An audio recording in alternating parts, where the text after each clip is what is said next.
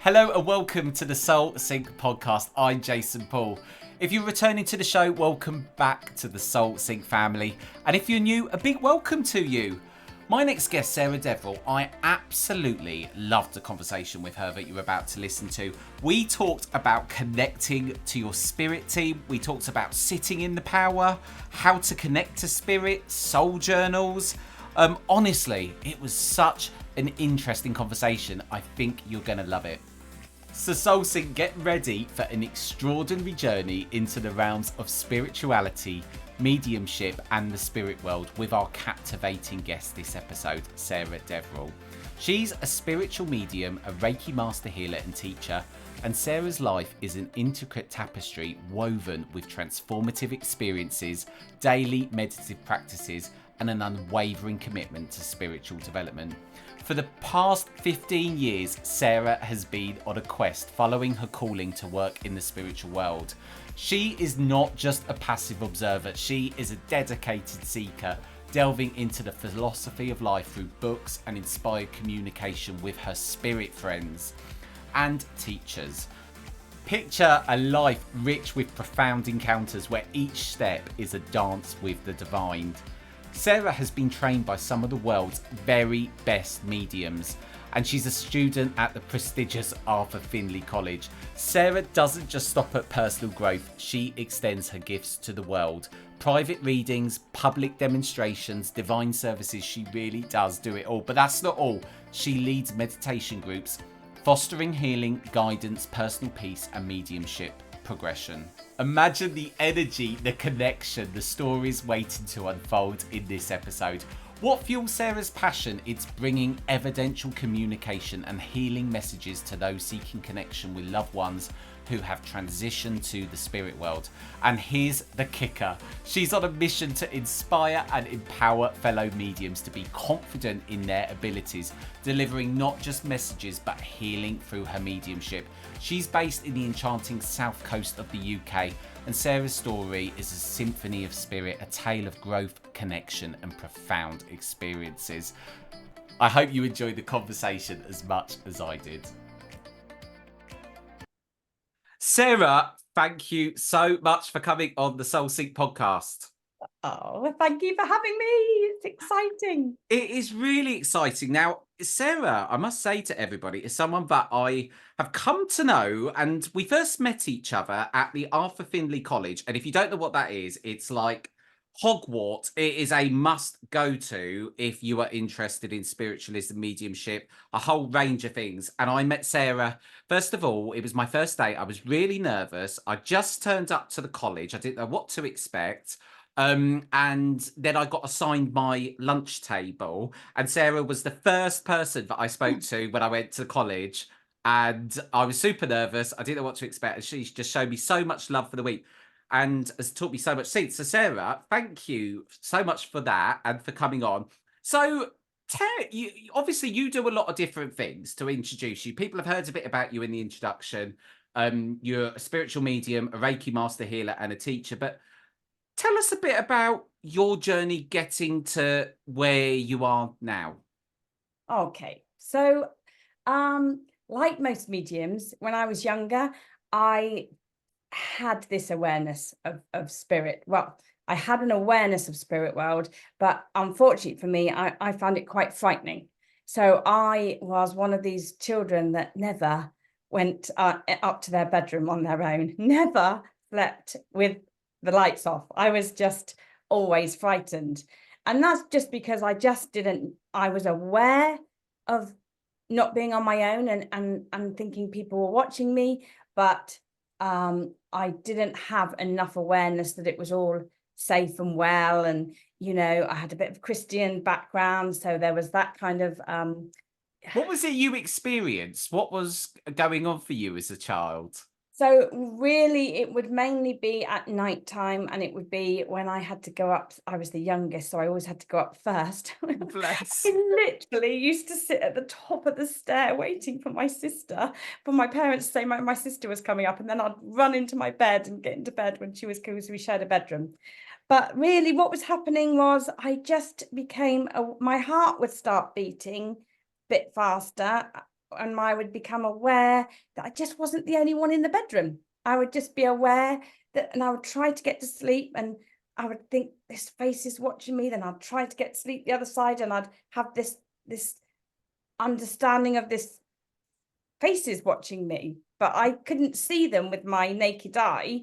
I could just feel them. So I think that was the thing that was sort of made me a bit frightened. And in the end, I used to I used to close my eyes, and then all these coloured balls would come, and then I would wait for the pink ball to come, and that's how I would go to sleep. I would have all this sort of colours going on inside, which now, when I first sat in circle, those coloured balls came back. So kind of, and now when I sit with my mediumship, and the feeling of the spirit's presence is now what I understood, what I then felt when I was a little child.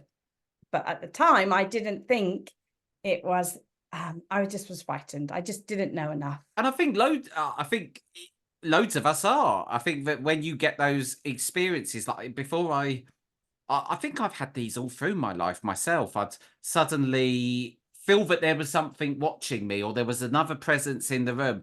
But my first reaction was, go away. I'm really scared. I don't like it. That was it. And Yeah. so you grew up in a Christian household. You were having these experiences. Did they continue from your childhood the whole way, or did they disappear for a period of time? No, they actually continued, and I actually only in the last 5 years possibly started sleeping with the light off. Really? About the last 10 years. But obviously, as my understanding grew, then I'm no longer scared of it. But I do remember, even as a child, walking to school thinking, what's this about? We can't just be going to school, learning, getting older, having a job, getting married. We can't just then die. And what on earth is the reason that we're here? And I honestly remember that stayed with me into this development. But I do remember having that thought and thinking, what is this life about? And then really what happened, my mum died unexpectedly. And so that really, she went in for an operation, and she was expected to either walk afterwards or be in a wheelchair, but not expected to die. And that was when I was 17. Wow. And so that really made me explore the mediumship world even more. Having said that, my mum herself actually was very psychic-y and mediumship-y. And actually her uncle, so it's my great uncle and granddad's, were they were psychometrists, and two of them used to go up London and do mediumship. So it was within the family, and my mum was always, we can live in this house, we can't live in that one. And I'd always be quite amazed, and I'd sort of wonder what she was talking about. And Christmas time was always a big thing as well, because the Ouija board would always come out, and all the kids were put in the lounge and all the parents were in the other room. So I did grow up with a sort of a knowledge of what was happening or what might be happening. And another thing is that my mum could never wear watches. They would always stop. And Really? I have the same thing. Watches always stop. The only watch that I can wear is an iPhone watch. That's absolutely crazy. I wonder why that is. Why does it not work? To do with the magnetic energy, and I always used to get electric shocks. My hair was fine when I was little. It used to stand up on end, and the similar was for my mum as well. So yeah. So you had this happen with this real tragic situation with your mum when you were 17. When was it that you decided to kind of start exploring this kind of the spirit world and spirituality? So actually, because I was 17, I wasn't really allowed in the hospital by her side much in those days. I think I was allowed one little quick visit. So I remember going to see her when she had died. And I remember looking at her thinking, well, that's not my mum. She's just not there. And so from that moment in the hospital, I was asking her, where's the sign? Where are you? Just tell me you're okay. And so from that very moment, I remember asking her to give me some signs. And I didn't get any signs in the early days that she was there. And it took me, how many years? I think about 22 years of searching for a medium to give me the evidence that my mum was Why still. do you believe that was? Do you think that was because of the mediums weren't any good, or was your mum not? What was? Do you think? I personally now, I think it was, maybe it was too easy to get the information straight away. And maybe I honestly believe that my journey here is about mediumship, because it's always been with me. And I always did tarot card readings for people. My 18, 19-year-old self, I was always reading tarot cards. And funny, then I would say to people, don't put your fingers on the cards, you'll get electric shock, because there was always this electricity. But actually, I grew to know that the more electricity were in the cards, the quicker whatever I was saying to someone would come true. It's a bit odd, but it was just very apparent that was one of the clues. Yeah. So you were how old when you decided to kind of like, this is it now? I know that this is my calling.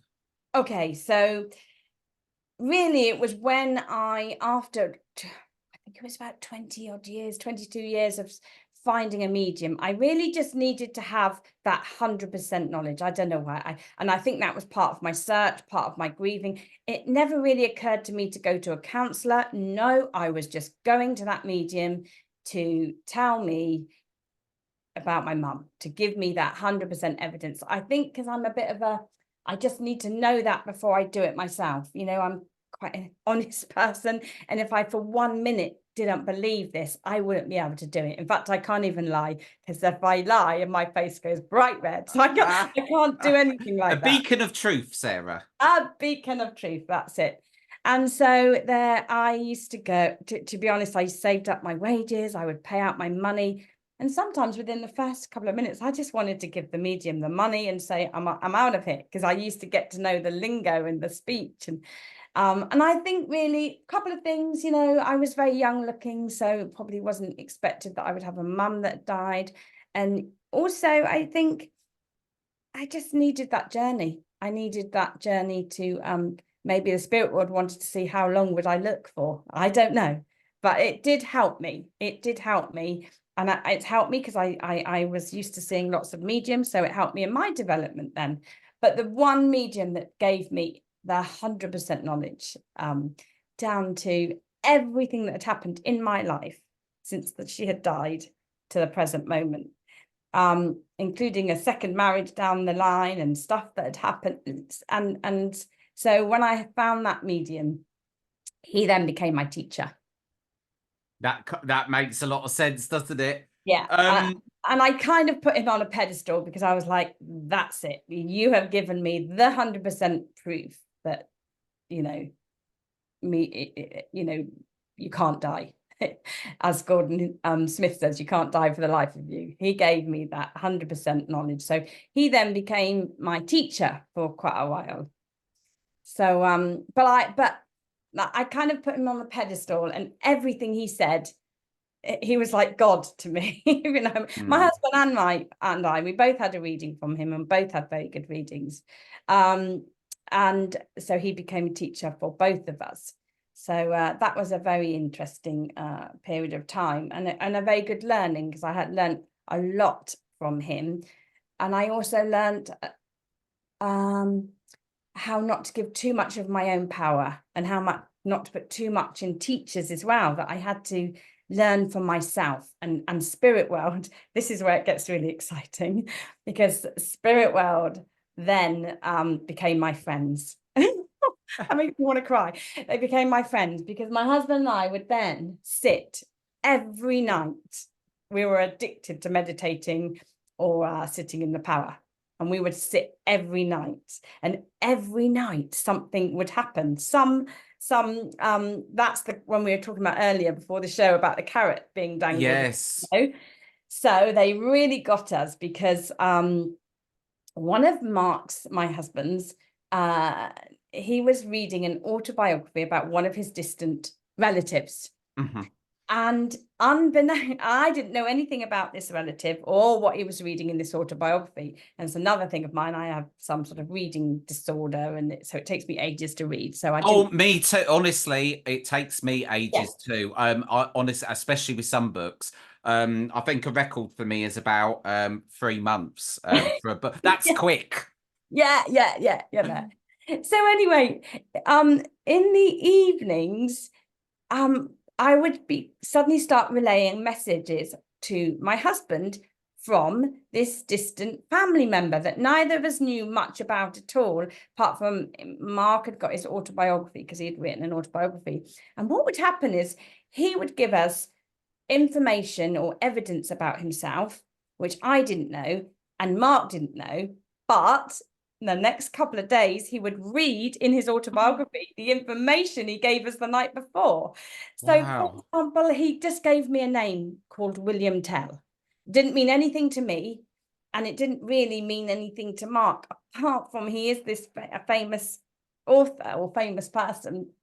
And what happened was, about 2 days later, Mark was reading his relative's autobiography, and his relative decided to play out the very famous thing that William Tell did, which was about shooting an apple off of his brother's head with a bow and arrow. And it's a famous thing that William Tell's known for. And he then wrote about how he did it in his childhood. So all these things, and then the spirit world, and then they'd give me this name. It was a full name. And How I'm like, was you getting it? How was you getting the messages and the names? so we'd sit for quite a while first, about 40 odd minutes, Oh and then wow, a long time. yeah, oh yeah, it was our evening. I mean, we didn't have friends because we never knew what was going on the telly. No one wanted to know us because we were just meditating. That was just us. And and so I think I heard the name within. I did hear it because it's otherwise, yeah, I didn't see it. I heard these names. So I heard various things. And there was this first and second name. I gave it to Mark, we were like, oh, I don't know what this is. And then 2 weeks later, he was reading a book, and it turned out to be the illustrator's name of the book that he then began to read. I mean, it had us. We were like, It's that type wow. of evidence that because Yeah, it's hasn't yet happened, yeah, there is yeah, no stronger form of evidence, I think, because it's shocking. yeah, It shocks you at a later point. Whereas when you get the evidence of something, I think, from the spirit world that has already happened, it is oh yeah, that is evidence. But when you get that, and I yeah, haven't had it happen to me yet, and I'm waiting for that moment when yeah. something happens and it's in the future and it just stopped me in my tracks. I remember a story the other day. I was walking down the road and I just noticed this 5p caught my attention on the Mhm. floor, shiny coin, picked it up, and it was some limited edition 5p, and I didn't think anything of it. Then about an hour later, I was walking down the road and I noticed another 5p of exactly the same design from exactly the same year. And I thought, this is weird. Then about an hour later, I picked a third one up. And when I Googled it, all these 5p's were Same. like limited edition through different parts of Bristol. And I just stopped and went, oh, my goodness, right, that's the sign. And Mhm. it happened around the time that I had a reading from my granddad from a good medium.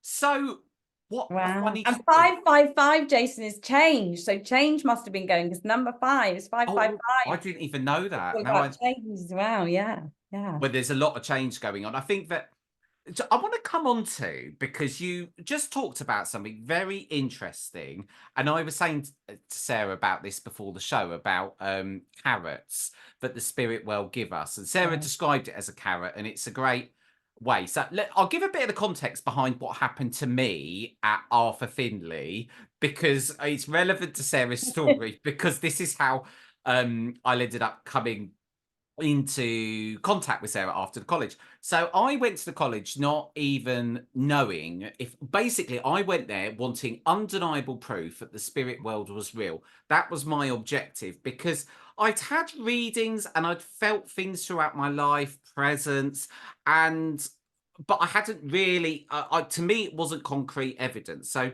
I go to the college, and all of a sudden, the first time that I get guided to connect to the spirit world, it was undeniable. And I couldn't believe it because the lady that I was doing the reading for started welling up with tears. And I just thought, well, hang on a minute. I've just got that in my imagination somehow. How is that? So I put the first time down to coincidence, even though it wasn't. In my mind, it was just right. I'm going to still need more proof in this. And I was there for 7 nights to talk about throwing myself in the deep end. I'd just come from the busiest week at work, went to the college, not knowing what to expect. So then what happened was Paul Jacobs, who was in on a previous episode, great medium, as he was going around the room in the lecture hall at the Arthur Findlay College, and he was getting more experienced students up. And the purpose of the exercise was to point to that person to get a feel for where the spirit person belongs in the room. And there must have been about 50 people minimum in the room. And some of the mediums said, well, I kind of feel like they might be at the back or over the left or over the right. Then he calls me up, and suddenly, I obviously brand new to this, but me being me, just jumped up there, not really even knowing at that point who Paul Jacobs really was, because, as I said, I'd just put this random course.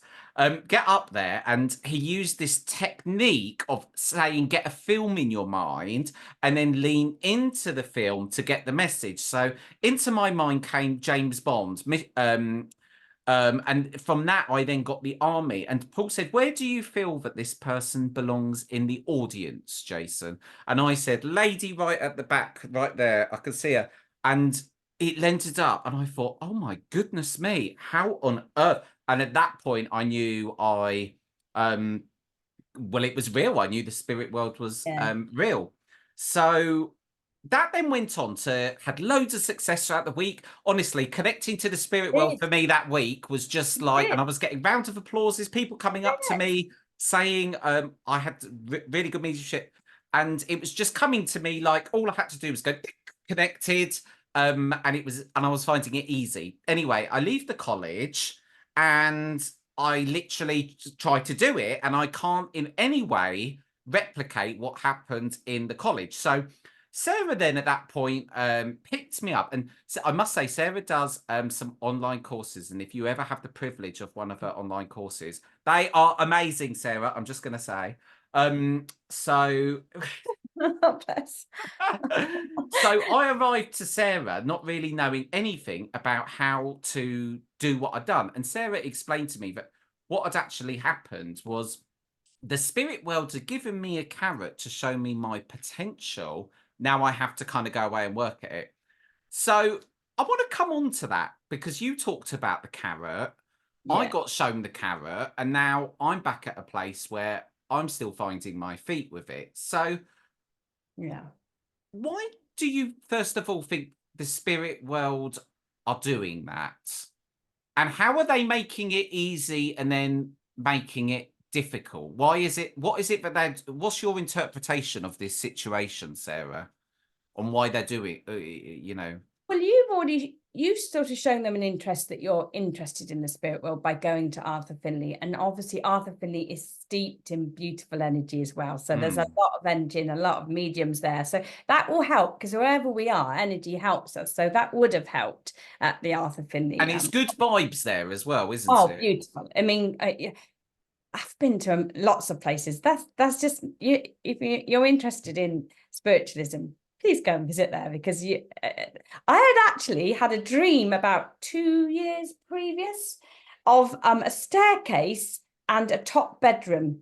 And would you believe when I got there, never seen this staircase anywhere else. There was a little bit more to the dream, but just for the purpose of this, there was a staircase and a little top doorway, and then a bit more came about. But really what I want to say is what happened was when I got to Arthur Findlay and I went up the stairs to my room, the stair that was in my dream 2 years previous was that staircase. It's an old back staircase. It was that staircase and that door, and my jaw just fell. I just couldn't believe, and it had come back to me. So the dream state, the spirit is much easier for them to get, because you're already in that brainwave state. Because I found that my dreams are getting a lot more vivid, but I think at the moment that's probably one of the if I'm well, we'll come on to this in a minute. That's one of the main ways I'm guessing they're communicating with me, because my brain, Sarah, is such a busy place. It's hard, I've got ADHD brain. It's hard to get it to shut off at the best of times. It's probably the only the opportunity that the spirit world are finding where I'm not 10 to the dozen. Well, do you know what? I think a lot of mediums have ADHD. I've got it. You know, I was always told at school, oh, she's not focusing on this or whatever. If I'd gone to that Hogwarts AF Arthur Finley, I would have focused. But yeah, I think perhaps that's be a good study that for mediums, wouldn't it? With us having sort of reading problems and a bit of ADHD and whatever. But then again, who hasn't got a bit of something?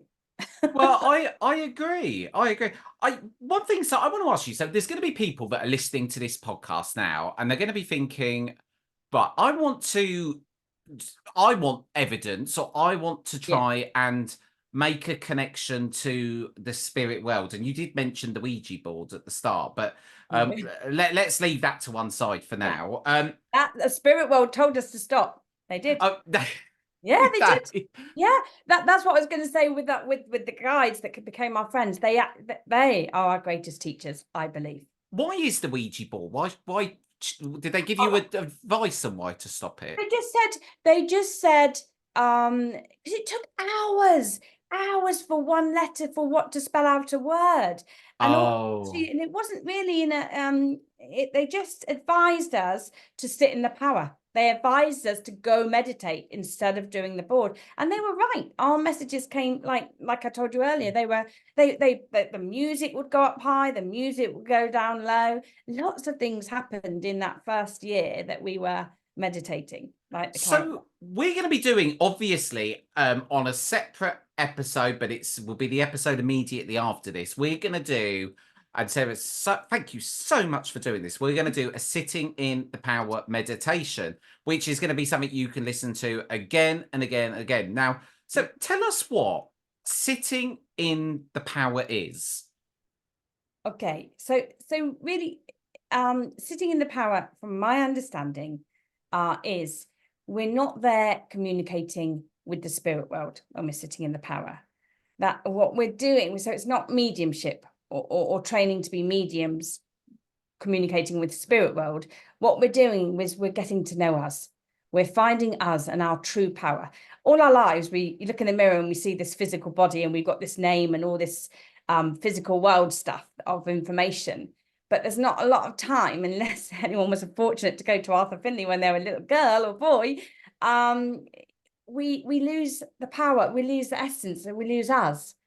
You know, this world isn't sort of conducive for, unless you're lucky enough to be in a big family that's brought you up very spiritual, we lose us. We lose our spiritual understanding of who we are. Is it because we, in your view, we have our experiences and our past defines us rather than our soul and spirit defining? How would you describe? I think that's pretty good, really. I do think that, and I think that that spiritualism and being spiritual is all about knowing our true self. As in, a lot of people don't like using the word God, and that's fine. But I'm come to be very happy with the word God within. It's the same as the power, the universal energy.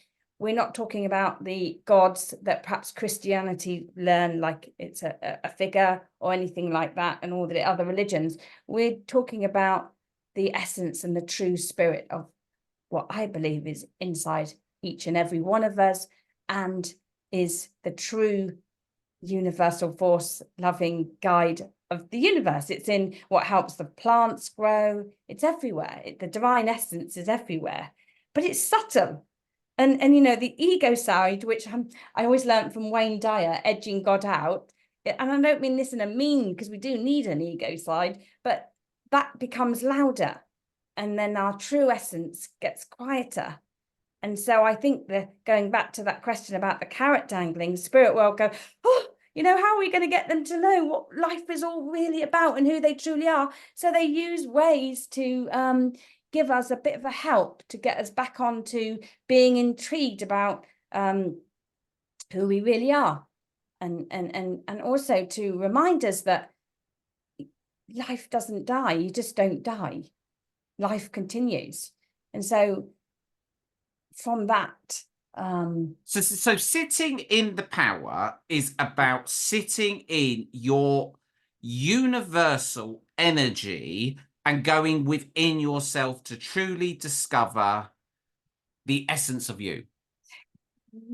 yes. Now, I am a literal person, and I have to tell you, this is going to make some people laugh.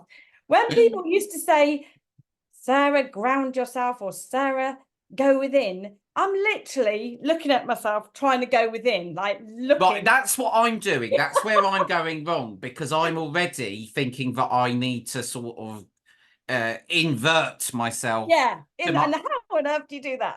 Yeah, invert yourself. So just be careful with some words. I mean, some people get it, but if you're a bit literal like me and you, yeah. But I used to sit here thinking, right, ground myself. I don't ground myself. I bang my feet on the floor, and I do. And of course, it's more about, learning to not always live in this spiritual head, because I just loved it. I just loved. I really would come alive with a spiritual conversation, and some conversation about some earthly thing. I would just doze off. But that's why at school I would be, Sarah's not focusing. It just didn't interest me. And it was tricky. Maths and English. Oh, it's the same. You put me in a conference room or somewhere talking about, well, it could be even the most interesting thing in the physical world. I am glazing over a bit, but you put me in a room where someone starts talking about the spirit world or sacred geometry or something like that, and I am absolutely gripped. Yeah. So how does one sit in the power? Wow. First of all, from my experience, I gave a lot of my power away to teachers, and I love teachers and tutors, and they've taught me a lot.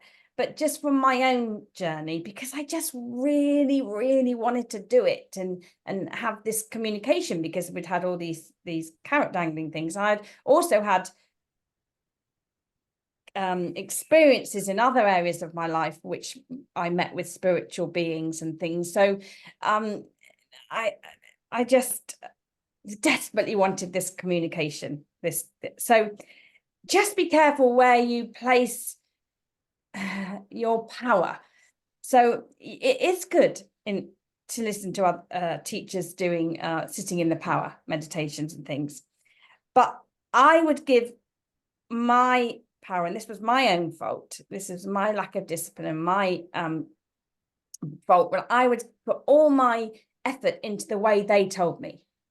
Okay. I've been guilty of it too. Just because I really wanted to learn it. And there's lots of different methods out there. As I say, when someone said go within, I'm literally looking within, thinking, how do I get within this, and things like that. And another method, one of my teachers, he was a lovely teacher, but he had this definite method of going up and up and up. Well, and I tried this, and the T-foul advert, at the end, I think my head was growing like this, because I was literally trying to push my head and all these silly things. But this is about finding the method that works for you. Yes, I think you need the understanding that it's not communicating with the spirit world. It's communicating with yourself, discovering who you really are. So you need to understand what the aim is. But then what I came to do, which is what I would speak about at the end, is instead of following all other people's ways of sitting in the power, which I didn't find I was getting too far with. Don't worry about that, Sarah. I feel like I'm on the starting line here. Well, no, I finally sat down with my guides, with friends. I call them friends. Another thing I think of for me, because I have to be careful not putting people on pedestals or powerful people being worried about or anything like that. So first of all, the people who some people call them guides, they told me to call them friends, because that for me put us on an equal sort of level a bit. So I call them my friends in spirit, which other people relate to as guides, which is absolutely fine as well. But I asked them to show me. I asked them in desperation, and I shouldn't have gone away from not asking them. That's why if anybody at the start of their journey asks me anything, I will say, sit with spirit and ask your own spirit team. They know you the best, or ask yourself, your own spiritual self.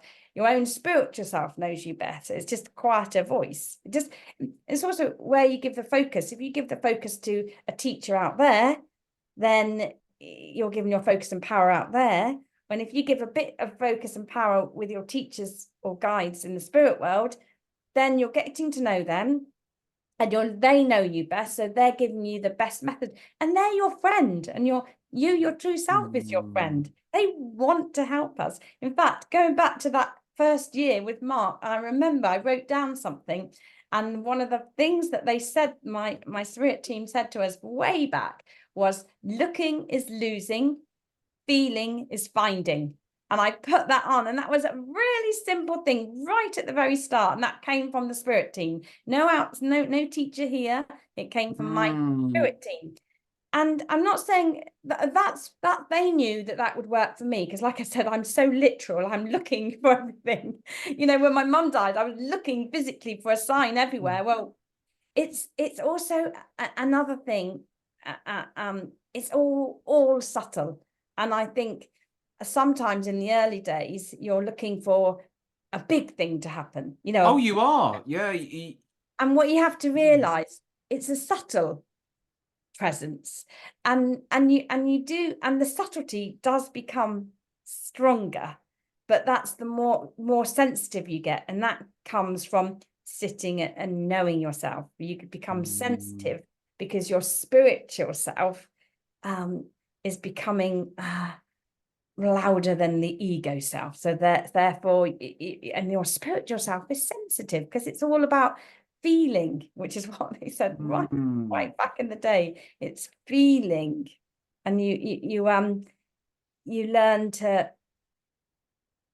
trust your feelings, trust your instincts, which we might have done when we were younger at school, and then other things come in and you forget about your instincts, which I believe is that quiet voice inside. In fact, I've had occasions where that quiet voice inside have actually saved me.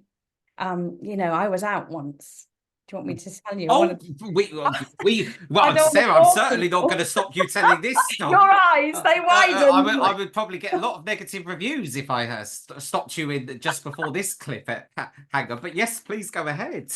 Well, I remember one of the times I was out, and I didn't really like going out to night. I don't think it was quite a nightclub. It was kind of this bar that had a bit of a dance floor. Anyway, long story short, I went downstairs to the girls' washroom, and in fact, I still have a thing about having to go downstairs to these washrooms now. And I went downstairs to the bathroom, and I remember coming out from the toilet and washing my hands. And as I looked in the mirror, the whole room sort of changed, and I became aware that what I thought was my reflection was really me, and I was the reflection. And I just heard this voice within, not in the room, but within me. And I had the funny heartbeat, which is what I had when I was a younger child in the bedroom when I said I was frightened.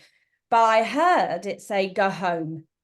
But I did go home. And I can't tell you to this day what might have happened. It was a funny thing, because this guy came in behind me. Unfortunately, the go home had just come through. I'd just been told this, and I'd already on my way out. If it hadn't, I would have probably still been washing my hands or putting some lipstick on. But I was so taken by this go home that I just did it, and I went home.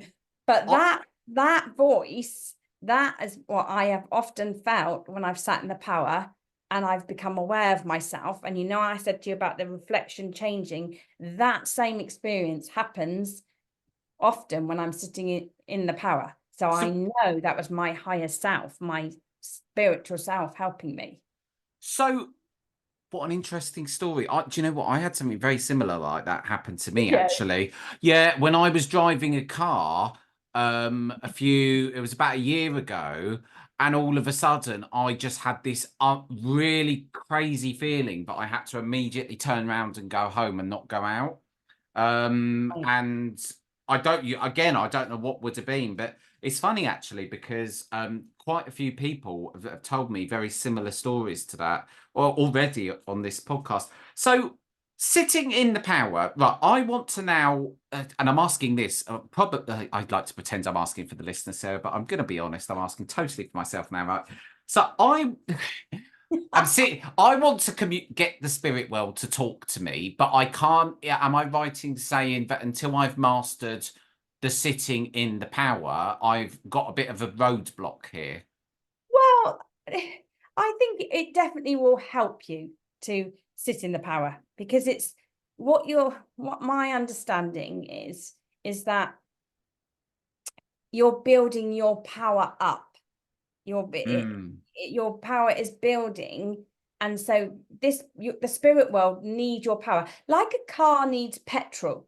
Like a car can be amazing, can't it? In fact, this was an analogy spirit world gave me once at 4 a.m. I've written it all out. So it's like a car. Imagine a car. You can yes. have this car, can't you? And if it can be a brilliant car, but if there's no petrol in it, it is not going to move. Mm. So you can have a brilliant Jason, but if you haven't got any power, it's going to be very hard. In the spirit world, like the car uses the energy, the fuel to move, the spirit world use your energy. They need your power. That's how And that's when what. you talk about the power as a source, is this more a frequency in terms of how you feel, in terms of like an almost like an elevated state, or is this more about what am I trying to build up in the power? Well, Because actually, Minister Jackie Wright, who you've already interviewed, has a lovely. I did try to find it. She has a lovely YouTube talk about Franz Anton Mentor, Mesmer. That's it, something like that.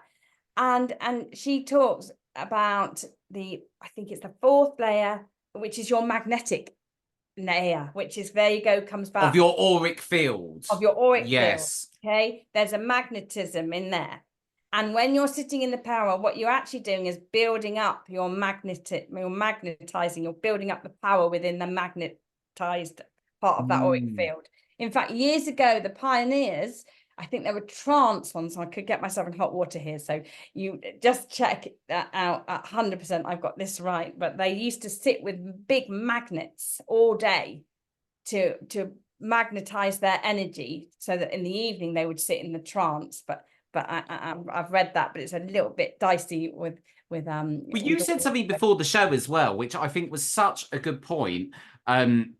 And when you were talking about not giving your power away, Yeah, I think it's very easy to do that because we live in yeah, this world now where I think what's overwhelmed me with developing my mediumship since I left the college was I would go online, a teacher would say this would another teacher on YouTube would say this, someone else would say this in a different way.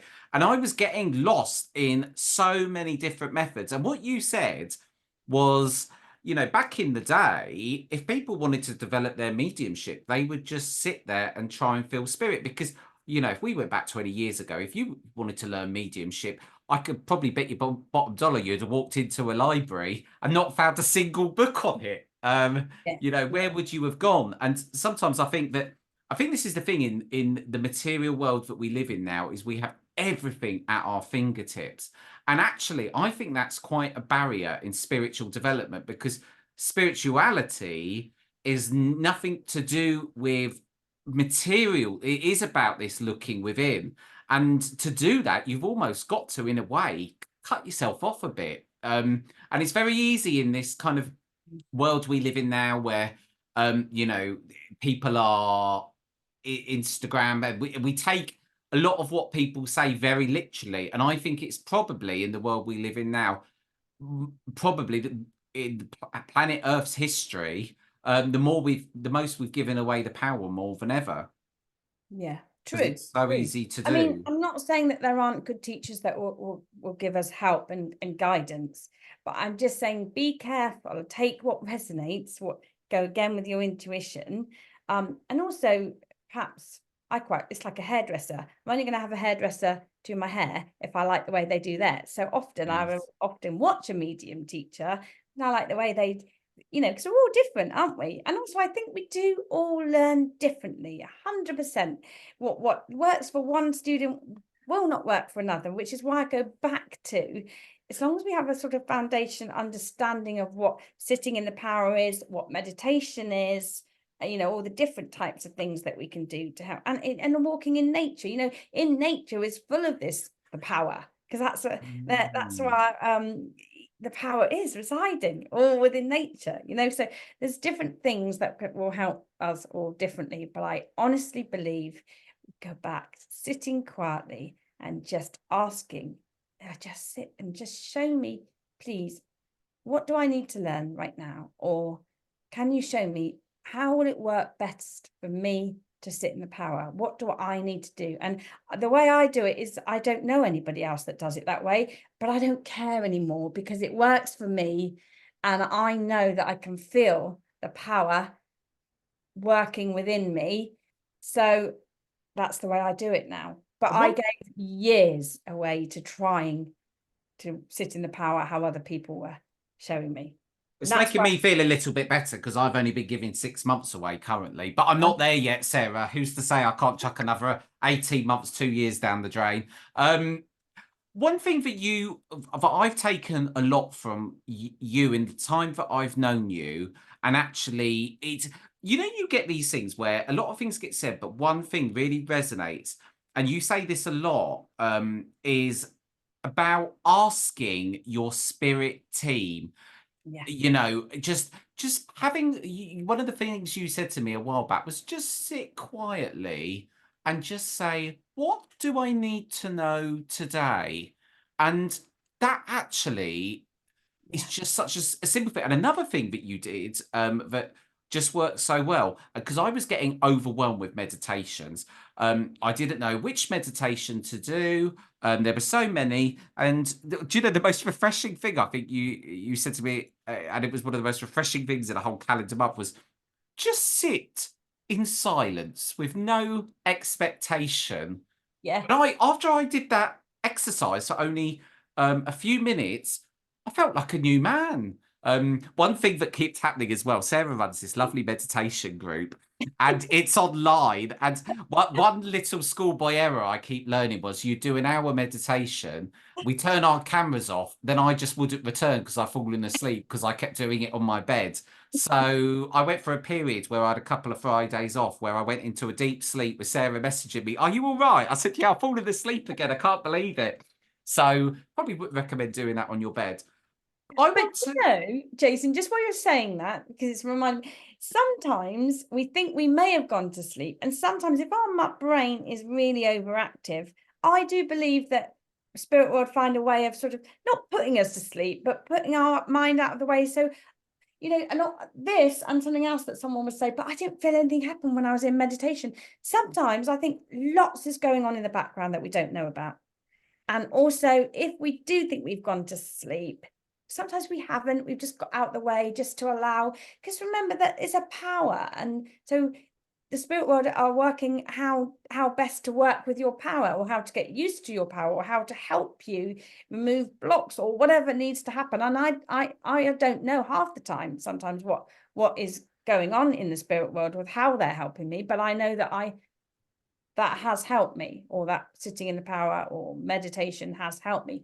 Another thing that one of my guides, I would really recommend this, if you're going to sit either even in the power or in meditation, both are different things, I would always have a journal with me. And that's so funny you just mentioned that. Do you know why? Because I was just about to say to you, Sarah, something you have to tell everyone about. You have to tell them is the concept of the soul journal. I only started the soul journal once when Sarah advised me to, but now it follows me everywhere. Sarah, what is a soul journal? Well, it's just you'll laugh, because I've got about 5 books everywhere, one in my handbag, one beside my bed, one downstairs when I meditate. It's just a journal to keep an eye on what's happening, so that you can look back, because well, I was going to say, you sit in the power or you meditate. Just spend a minute, if you've only got a minute, just spend a minute afterwards, just writing anything that sort of came to your mind. Or often I've got one beside my bed. I'll wake up. I've written a whole address before now for a service coming up that I've been woken up at 4 in the morning, written it all out, and then it's just sort of there ready for the Sunday. But I just think spirit world will give you little things just to think about. As I say, another thing that came to me after a sitting in the power meditation. Now, I wasn't communicating with spirit world. I was sitting in the power of me, and it could come from my higher self, my own self. But afterwards, I wrote down, how close were you to God today? And I have that by my bed. How close were you to God today?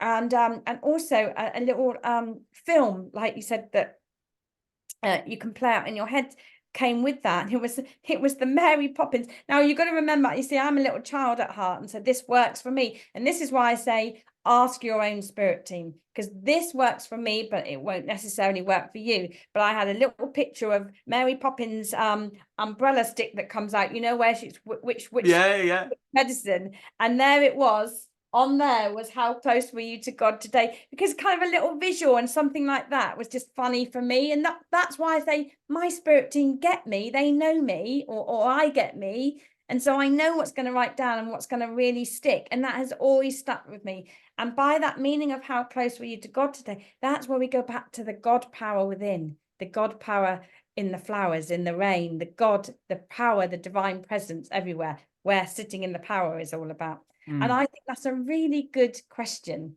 to ask yourself, and put that on your soul journey. So the soul journey, if I hadn't have written that down, I might not have remembered it. But there's various things, like back in the day when I wrote, looking is losing, feeling is finding. These things, you think you're going to remember them, and then you kind of You don't. It's. Do you know what I found as well? Priceless. If you're on the beginning of your kind of spiritual journey, one thing that I found that the soul journal is really good for is when you're kind of you just get these random things coming into your mind. You don't know why they come into your mind, or something might happen, like Sarah said, in a dream. And when you look back at these, I've had a moment where I don't know what made me look back, but I look back, and what came to me at that moment, I had one of those aha moments afterwards, and it went, oh, I understand that now. And do you know what? Because I think a lot in these early days, and I found this, I get a lot of doubt. I doubt myself and think, can I actually do this? Because there was even a situation where about 2 months after I'd been to the college and had literally almost had a standing ovation for the contact I made, I then started to get into my mind that actually none of that really happened. Maybe I'm remembering it differently, because you just don't remember every little detail. But like you said, the spirit world is subtle. And if you're not writing these subtle things down, it's just a great exercise. So I can't endorse the soul journal enough. And it's just a really good exercise and habit to get into. So And plus there's that subtle difference, like you said, about it's going in my head. Oh, I can't do this. Those negative ego-based Jason thoughts yes, are so different to the beautiful subtlety of the words that come with an essence when you're with your spirit self. And that's why if you keep sitting with your spiritual self, you will become more and more aware of you, your spiritual self, and that will become louder than those I can't do it mind thoughts that come in to our everyday life. Sarah, this has been the most delightful episode. I think I've asked more questions on this episode than I've asked on any of the others, but probably only because you're so lovely and beautiful and tolerant. So we're going to do it on the next episode. Yeah. You can go straight in, click next, and Sarah is going to take us on a guided meditation to help us, assist us with sitting in the power. Do you want to tell people briefly what this is going to be about, this meditation? Well, I would be contradicting myself if I actually did take you through a sitting in the power meditation, because as I say, I actually don't believe in you using someone else's method. Mm-hmm. Only because from my own journey, it led me up a twisty path, and I just tried so hard, it just didn't work. So I was going to suggest to you, you've already mentioned one thing. I'm just going to take it back one step, the sitting in the power.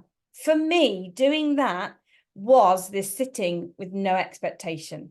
Because the problem is you get sat down and then you go, this is what happened to me, different to other people, but you go to sitting in the power, and unfortunately an expectation might come in your head that, oh, I've got to feel this to be in the power, or I've got to see a white light to be in the power. And then you start listening to people's methods, which do help. But if it's not right for you, it could take you, you could be having maybe a better experience coming from your own spirit team or your own guide. And also you're putting your power to your team. You're saying to them, I trust you. I trust that you're going to help me, because they're going to know you. They've been with you. You know, well, I can't get too much into lifetimes because I know that everybody has different beliefs with reincarnation and everything. But I just believe that the spirit team, core spirit team, know you more than anyone else. So I was proposing to perhaps make a suggestion of, let's just sit together with no expectation, just see what that feels like first. Because, let's face it, you get in the car and you expect the car to work, and you get here and you expect this to work and there.